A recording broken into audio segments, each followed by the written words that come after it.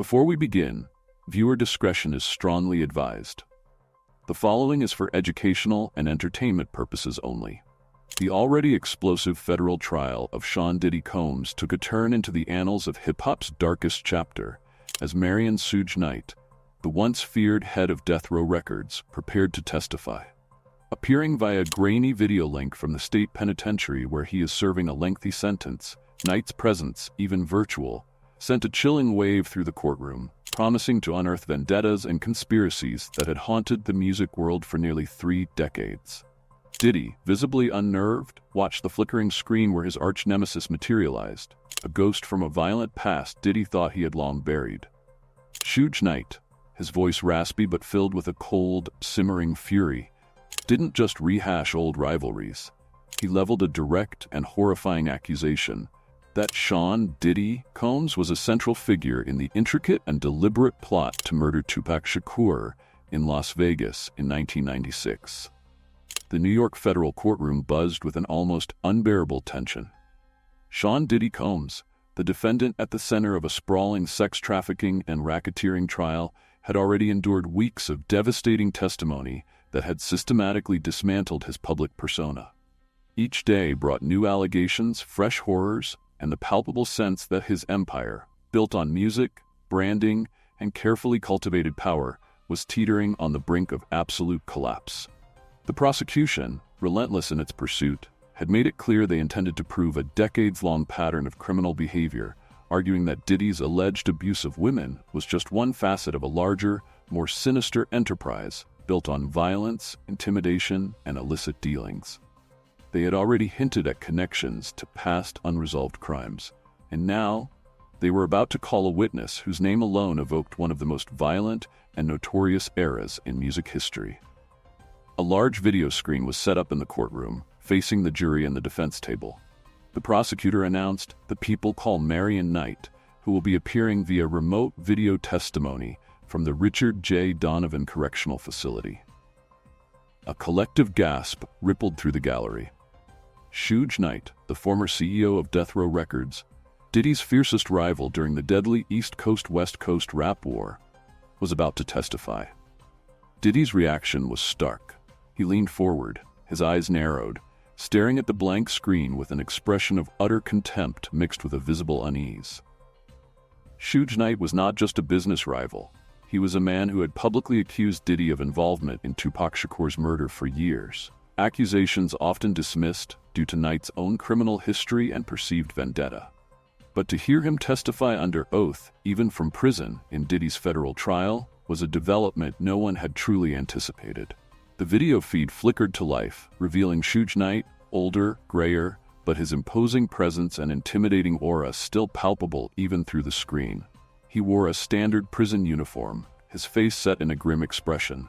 He confirmed his identity, his voice a low rumble that seemed to fill the courtroom despite the electronic transmission. The stage was set for a confrontation that transcended Diddy's current charges, reaching back to the blood-soaked origins of his empire. The prosecutor began by establishing Knight's history in the music industry, his role as the head of Death Row Records, and his close association with Tupac Shakur. He then steered the questioning towards the infamous beef between Death Row and Bad Boy Entertainment, led by Sean Combs. Knight described the intense rivalry, the threats, and the pervasive atmosphere of violence that characterized that period. "Mr. Knight," the prosecutor asked, "can you describe the nature of the conflict between your label and Bad Boy Records in the mid-1990s?" Suge spoke of it as a war, not just a competition. He alleged that the conflict was fueled by Diddy's ambition and his willingness to use underhanded tactics to undermine Death Row and its artists, particularly Tupac. "Were there specific threats made against Tupac Shakur or yourself that you believed originated from Sean Combs or his associates?" The prosecutor continued. Knight affirmed this, stating that the air was thick with threats, and that he had received information from multiple sources that Bad Boy affiliates were actively looking to cause harm to him and Tupac. The prosecutor then focused on the events leading up to September 7, 1996, the night Tupac Shakur was fatally shot in Las Vegas while riding in a car driven by Suge Knight himself. He asked Knight to detail any specific intelligence or warnings he had received concerning potential attempts on their lives during that trip to Vegas for the Mike Tyson fight. Knight recounted the electric atmosphere in Las Vegas, the confrontation at the MGM Grand Hotel earlier that evening involving Tupac and Orlando Anderson, a known member of the Southside Compton Crips. He described the heightened sense of danger that seemed to follow them everywhere, a feeling that something violent was imminent. This was the moment the prosecution had been building towards. "Mr. Knight," the prosecutor said, his voice deliberate and clear, "are you aware of any plots, discussions, or offers of money made by Sean Combs to harm or kill Tupac Shakur?" Suge Knight leaned closer to the camera in the prison video room, his eyes burning with an old, cold fury. "Aware?" Knight's voice rasped. "Puff didn't just want Pac dead. He put money on it. $1 million. That was the word on the street then, and it's the truth I know now. He put a bounty on Pac's head, and on my head too, for that matter." The accusation, so direct, so monumental, hung heavy in the courtroom. Diddy's lead attorney immediately shot to his feet. "Objection, hearsay, lack of foundation. This is a convicted felon spinning tales." The judge acknowledged the objection, instructing the jury that Mr. Knight's statements about what the word on the street was should be regarded with caution, but allowed the prosecutor to continue exploring what Mr. Knight personally claimed to know. The prosecutor rephrased, "Mr. Knight, putting aside word on the street, do you have any information from individuals you considered credible at the time, or any observations you made that led you to believe Sean Combs placed a bounty on Tupac Shakur?" Suge Knight smirked, a chilling expression. "Credible? In that world? You got information from people in the life. And yeah, the information was clear. Puff wanted Pac out of the way, permanently." He then claimed that he had been approached indirectly by individuals with ties to East Coast criminal elements who hinted that a large sum of money was being offered by Bad Boys Camp for neutralizing death row's key figures. He alleged that these feelers were put out months before the Las Vegas shooting. Knight continued, "Puff was desperate. Pac was outselling him, outshining him. Bad Boy was getting humiliated. Diddy couldn't stand that. He wanted to be the king, and Pac was in his way. That $1 million offer wasn't just a rumor, it was a business proposition in certain circles." He then alleged that certain individuals known to be close to Diddy's security and inner circle were seen in Las Vegas around the time of the Tyson fight. Individuals who had no legitimate business being there other than, in Knight's opinion, to coordinate or observe the planned hit. He named no names in this specific part, citing the ongoing danger even now. "After Tupac was shot and you were in the hospital," the prosecutor asked, "did you convey your suspicions about Sean Combs' involvement to law enforcement?" Knight scoffed. "Them? Vegas PD? They didn't want to solve it. They had their own agenda. And who was going to believe me?" Suge Knight, pointing the finger at the golden boy Puffy. He maintained that the official investigations were deliberately misdirected or insufficient, never truly probing the financial backing that would have been necessary for such a sophisticated assassination. He implied that Diddy's money and influence helped ensure the real culprits and orchestrators were never brought to justice. Diddy watched the screen, his face a mixture of rage and disbelief. He shook his head repeatedly, conferring in heated whispers with his lawyers. To be accused of Tupac's murder by Suge Knight in the middle of his sex trafficking trial was a strategic nightmare, regardless of the accusation's ultimate legal probability here. The prosecutor then asked Knight about the aftermath of Tupac's murder and the subsequent murder of the notorious B.I.G. 6 months later. "Mr. Knight, do you believe Biggie Small's murder was a retaliation for Tupac's death?" Knight paused. "That's what they wanted everyone to believe. Made it look like a simple street beef, coast against coast, convenient." "But you believe it was more complicated?" asked the prosecutor. "Everything with Puff is more complicated," Knight retorted. He then suggested that Biggie might have known too much about Diddy's alleged dealings or the bounty on Tupac, and that his death served to silence a potential witness and conveniently fuel the East-West narrative, deflecting attention from other motives. This was pure speculation, but delivered with Knight's characteristic certainty. "So to be clear, Mr. Knight," the prosecutor summarized, Is it your sworn testimony that you have information leading you to believe that Sean Combs offered a substantial sum of money for the murder of Tupac Shakur? Suge Knight looked directly into the camera, as if addressing Diddy himself. $1 million. Puff put it out there. He's responsible for Pac's death. Period. The courtroom erupted. Reporters were typing frantically. Spectators gasped and murmured loudly. Diddy's lawyer was on his feet again, shouting objections, calling Knight a liar and a perjurer. The judge banged the gavel, restoring a semblance of order, but the bombshell had been detonated. The sheer audacity of the accusation, coming from Tupac's closest associate at the time of his death, was stunning. Suge Knight, a man steeped in the violence of that era, was now from a prison cell pointing the finger directly at Sean Combs for orchestrating one of the most high-profile murders in modern history. The jurors were visibly stunned, their faces betraying a mixture of shock and intense curiosity. They had been tasked with evaluating Diddy's character and credibility in relation to the sex trafficking charges. And now they were hearing allegations of him masterminding a murder-for-hire plot against his biggest musical rival. Diddy's reaction was one of barely controlled fury. He appeared to be shouting at the video screen, though his microphone was off. His lawyers placed restraining hands on his shoulders, trying to calm him. The image of Diddy, the suave billionaire, losing his composure as his imprisoned nemesis accused him of murder, was incredibly powerful. The media frenzy that ensued was colossal. Suge Knight accuses Diddy of Tupac murder plot in court. The headlines were explosive. The long-dormant conspiracies were not just reawakened, they were given a jolt of adrenaline by Knight's sworn, albeit virtual, testimony. Legal analysts immediately began debating the admissibility and impact of Knight's testimony. While his credibility was undoubtedly an issue, a convicted felon with a clear bias against Diddy, the fact that the prosecution chose to call him indicated they believed his story, or parts of it, could be corroborated or at least serve their purpose of portraying Diddy as a ruthless criminal figure. The prosecution's strategy seemed clear: to establish that Diddy's alleged criminal enterprise was not a recent development but had roots going back decades, involving extreme violence and a willingness to eliminate rivals or threats through any means necessary. Suge Knight's testimony, however tainted, fit this narrative perfectly. They were attempting to show the jury that if Diddy was capable of plotting the murder of Tupac Shakur, then the allegations of him coercing, abusing, and trafficking women were well within his capacity for cruelty and criminality. It was a high-risk, high-reward tactic. The defense would have a field day attacking Suge Knight's character and motives during cross-examination, assuming they even got the chance to meaningfully cross-examine a witness appearing remotely from prison under such circumstances.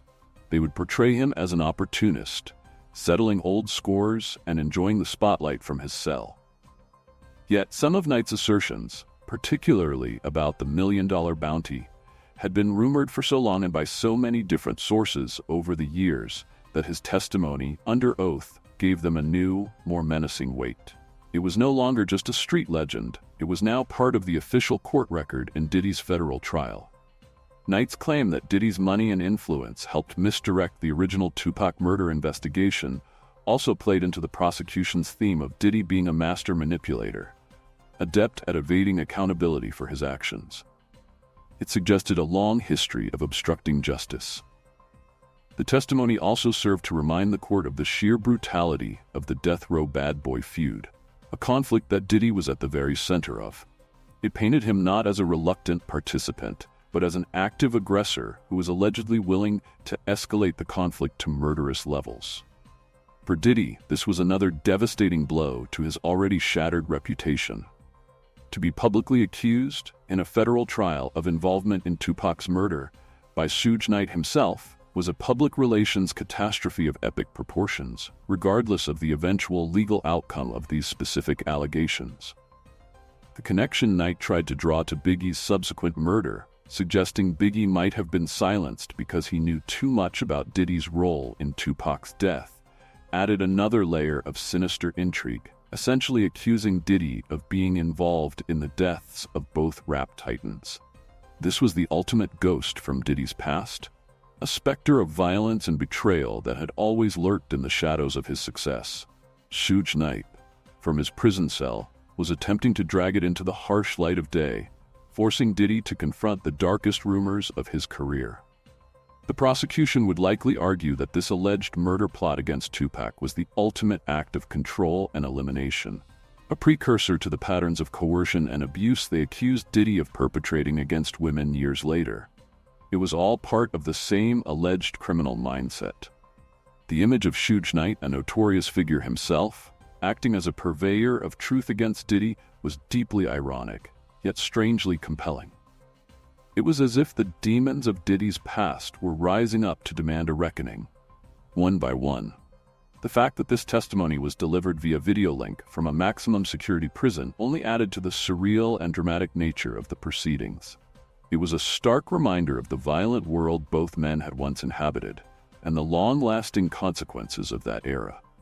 The jurors now had to weigh the words of a convicted felon against a defendant already accused of a litany of serious crimes. Who was more credible? Or were they both figures from a world so steeped in violence and deceit that truth was an almost impossible commodity to find? Knight's assertion that Diddy was desperate because Tupac was outselling and outshining him provided a clear and understandable motive for the alleged murder plot. Professional jealousy taken to a lethal extreme. This was a motive the jury could easily grasp. The details, like the alleged indirect approaches about a bounty and the presence of Diddy's associates in Vegas, while perhaps hard to corroborate forensically now, painted a plausible picture of how such a plot might have been initiated and executed in the shadows of the music industry. The accusation that Diddy put money on it, the $1 million bounty, was the explosive core of Suge's testimony. It transformed Diddy from a mere rival into an alleged orchestrator of a contract killing, one of the most heinous crimes imaginable. Diddy's furious, though muted by his lawyers, reaction on screen as Suge spoke did him no favors. Much like his outburst during Kid Cudi's testimony, it could be interpreted by the jury as the reaction of a guilty man, enraged at being exposed rather than falsely accused. The prosecution's willingness to use a witness as controversial as Suge Knight signaled their determination to use every tool at their disposal to convict Diddy, even if it meant delving into the murky, violent history of the 90s rap scene. This testimony about Tupac's murder plot, following so closely on the heels of Gene Deal's allegations about Biggie's death and Kid Cudi's attempted murder claims, was creating a cumulative picture of Diddy as a man surrounded by extreme violence, whether as an instigator or a complicit party.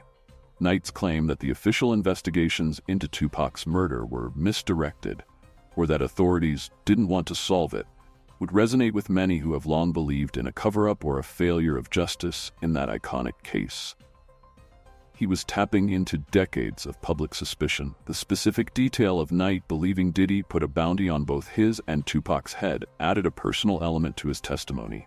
He wasn't just a witness to Tupac's targeting, but an intended victim himself, which could, in the jury's eyes, explain his enduring conviction about Diddy's guilt. By implicating Diddy in Tupac's murder, Suge was also, by extension, undermining any attempt by Diddy to portray himself as a victim of the East Coast-West Coast feud or as someone who was merely defending his artists and his label. Knight painted Diddy as a primary aggressor. The courtroom drama was now operating on multiple levels. The current sex trafficking charges, the allegations related to Biggie's death, the Kid Cudi attempted murder claims, and now the alleged plot to assassinate Tupac Shakur. Diddy was being engulfed by the totality of his past. The prosecution's narrative was becoming increasingly clear. Sean Combs was, in their view, a criminal mastermind who had used violence, intimidation, and murder or attempted murder as tools to build and protect his empire from its very inception. Suge Knight's video testimony, despite its controversial source, added a significant and deeply disturbing chapter to this narrative, one that could irrevocably shape the jury's perception of Diddy's character and his capacity for extreme criminality. The challenge for the defense would be to convince the jury that Suge Knight was simply a liar, a man with nothing to lose, seeking revenge and relevance from his prison cell. But the detailed nature of his accusations, fitting so neatly with long-held theories, would make that a difficult task. The million-dollar question that Suge Knight's testimony raised was, if Diddy was indeed involved in plotting Tupac's murder, what else was he capable of? It cast a long, dark shadow over all the other allegations he faced. The image of Suge Knight, the fallen king of death row, virtually confronting Sean Combs, the embattled king of bad boy, was a moment freighted with nearly 30 years of violent history, recrimination, and unresolved tragedy. It was a reckoning of sorts. Even if Knight's testimony didn't directly prove the current sex trafficking charges, its potential to obliterate Diddy's character in the eyes of the jury was immense. He was being painted as a figure capable of the ultimate betrayal and the ultimate crime. The prosecution had now linked Diddy to alleged plots or violence against three major figures in his life or career: Tupac Shakur, Biggie Smalls, and Kid Cudi. The pattern, they would argue, was undeniable and spoke to a consistent modus operandi. Diddy's trial had transformed from a case about alleged sexual exploitation into a sweeping historical epic of crime, violence, and betrayal in the highest echelons of the music industry, with Diddy portrayed as the central villain.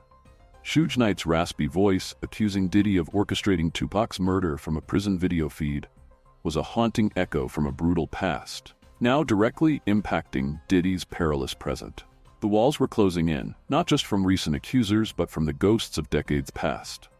The jury was now faced with the unenviable task of discerning truth from fiction, bias from genuine recollection, in a case filled with larger-than-life characters, shocking allegations, and deep-seated vendettas. Suge Knight's testimony added an extraordinary layer of complexity. The claim that Diddy used money and influence to stymie the Tupac investigation would surely be explored further, as it spoke directly to the kind of power and impunity the prosecution accused Diddy of wielding throughout his career. Suge's suggestion that Biggie's murder was a convenient way to deflect attention from Diddy's alleged role in Tupac's death was a particularly dark insinuation, implying a level of Machiavellian scheming that was breathtaking in its audacity. The courtroom was left to ponder. Was Suge Knight a desperate, vengeful liar, or was he, despite his own notorious past, finally speaking a terrible truth about Sean Combs and the murder of Tupac Shakur that had been suppressed for far too long? The aftershocks of this testimony would undoubtedly reignite public demand for a re-examination of Tupac's murder, with a specific focus on the allegations leveled by Suge Knight against Sean Combs. The pressure on authorities would be immense. Diddy's defense team now faced not only the task of defending him against the current charges, but also of trying to rehabilitate his image from accusations that painted him as one of history's most notorious musical villains.